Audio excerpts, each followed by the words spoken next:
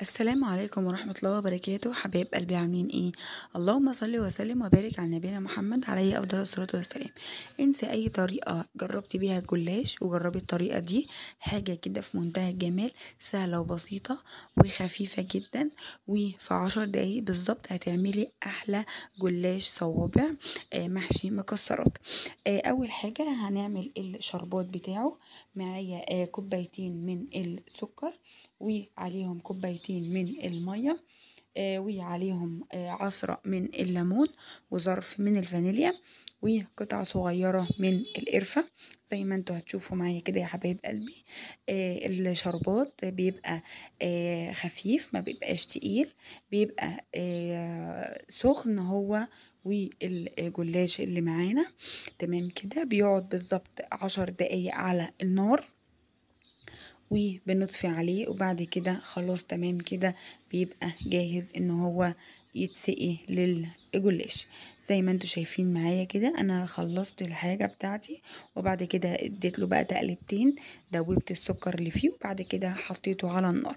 بعد كده معايا بقى هنا الحشوة بتاعتي. كان عندي سوداني وزبيب وجوز هند وشوية بندق ولوز كده على الخفيف، وحطيت عليهم شوية من الشربات بعد ما طبعا ما اتعمل، عشان يمسك معايا الحشو بتاعي، ما يفرفتش في الجلاش من جوه، ولا يسيب الجلاش وينزل من على الجناب. زي ما انتوا شايفين كده دهنت صينية سمنة، وهبدأ بقى اخد ورقة ورقة ندهنها كده سمنة بسيط، ونوزع الحشو اللي جواها. زي ما قلت لكم الحشو لازم يكون عليه معلقتين من الشربات، او لو مثلا او شربات تقيل عندك او عسل نحل، اي حاجة تبدأ تمسك الحشوة بتاعتنا. بعد كده هبدأ بقى الف كده، ابرم والف ابرم والف لحد اخر حتة، هنلزقها بالسمنة بتاعتنا كده زي ما انتوا شايفين، وهنرصها نحطها في الصينية. تمام كده هعيد معاكم واحدة تانية.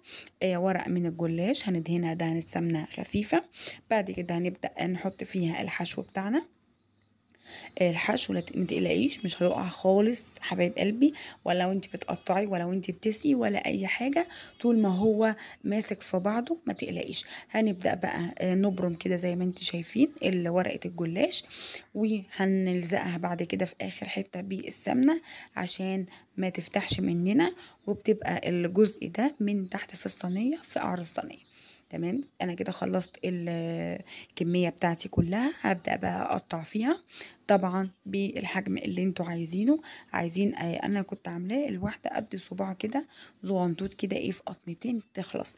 طلع بسم الله ما شاء الله يا حبايب قلبي حلو جدا جدا وجميل وخفيف جدا. انا جربت انواع كتير جدا من الجلاش، لكن فعلا الصوابع دي خفيفة جدا يا حبايب قلبي، ومش محشية حاجات تقيلة، محشية مكسرات خفيفة.